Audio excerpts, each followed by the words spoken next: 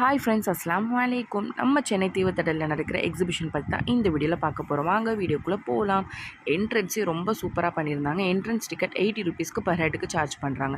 Enter ஆனோடனே Taj Mahal தீமில் setup பண்ணி வச்சுருந்தாங்க. எல்லோரும் போய் பிக்ஸ் எடுத்துகிட்டு இருந்தாங்க. அதுக்கப்புறமா என்டர் ஆனோன்னா ரொபோட்டிக் தீமில் அனிமல்ஸ், பேர்ட்ஸ் அந்த மாதிரிலாம் வச்சுருந்தாங்க. ரொம்பவே பார்க்க அழகாக இருந்துச்சு. கிட்ஸும் ரொம்ப என்ஜாய் பண்ணுவாங்க. அதுக்கப்புறமா உள்ளே என்டர் ஆனோன்னா 50+ ஸ்டால்ஸ் வந்து போட்டிருந்தாங்க.